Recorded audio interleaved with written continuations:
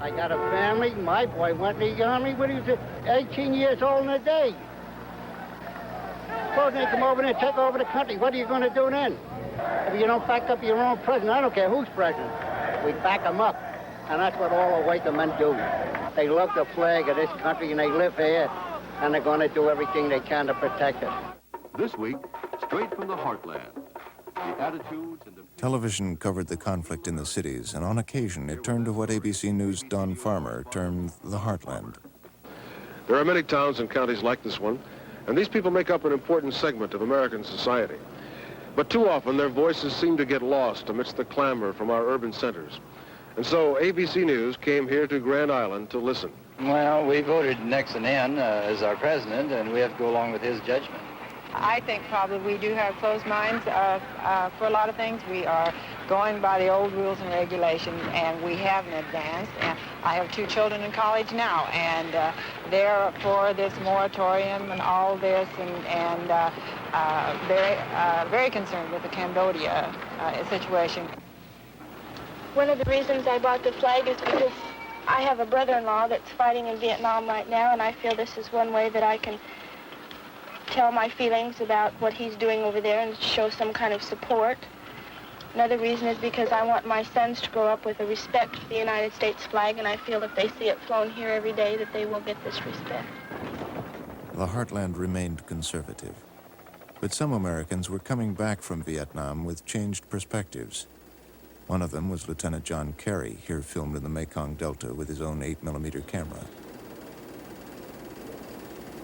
A typical mission, it really didn't have any sense to it. The logic that was explained to us by the command in Vietnam was that we were, quote, showing the flag in the backyard of the enemy.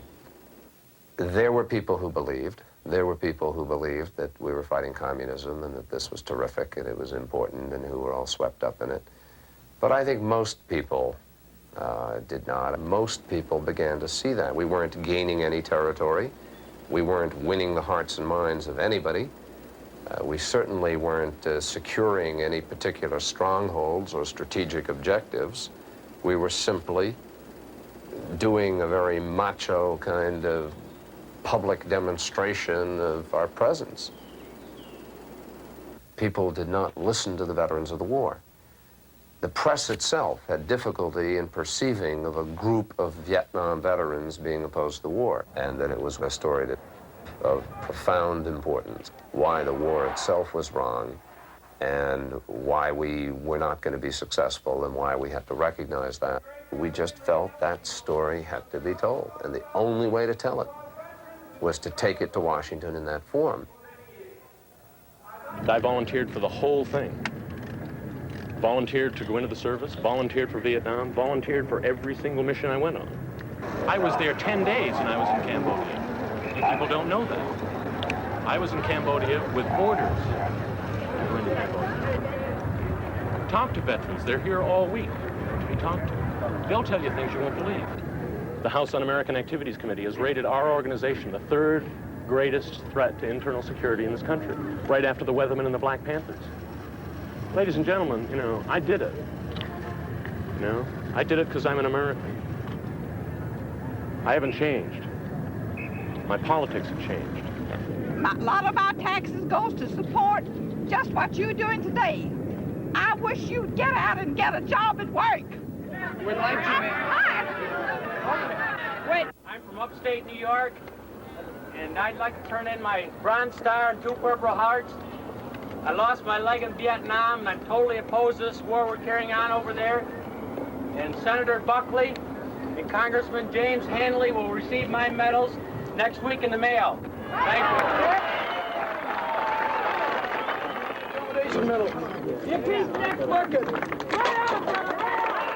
One by one, decorated veterans flung away their medals on the steps of the Capitol. The American war was winding down. GI casualties were decreasing. But those veterans who opposed the war were asking for something more than an end to hostilities. We wish that a merciful God could wipe away our own memories of that service, as easily as this administration has wiped their memories of us. And so, when 30 years from now our brothers go down the street without a leg, without an arm, or a face, and small boys ask why, we will be able to say Vietnam, and not mean a desert, not a filthy, obscene memory, but mean instead the place where America finally turned, and where soldiers like us helped it in the turning. Across America, thousands of families by now were visiting the gravesites of their children killed in Vietnam, and millions of Americans were sharing their losses. Our Father who art in heaven, hallowed be thy name. Thy kingdom come, thy will be done on earth as it is in heaven.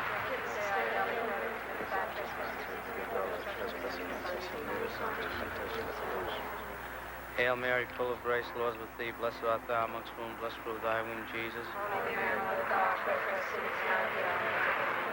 Eternal rest be unto him, O Lord. May his soul rest in peace.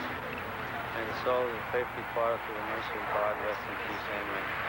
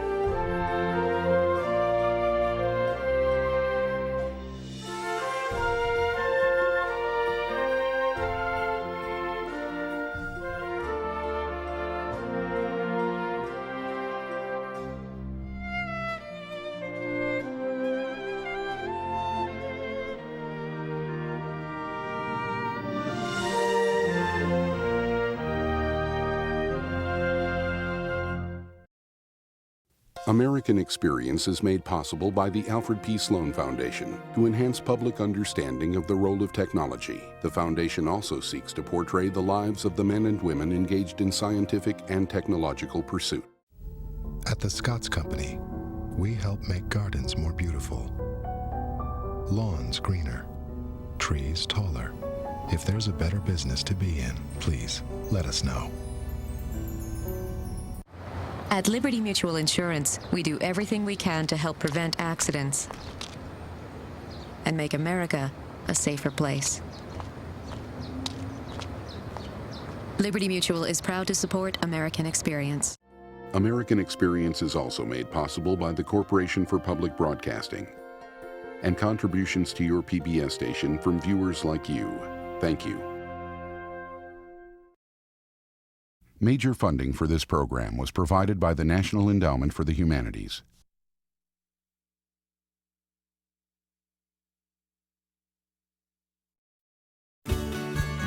We are PBS.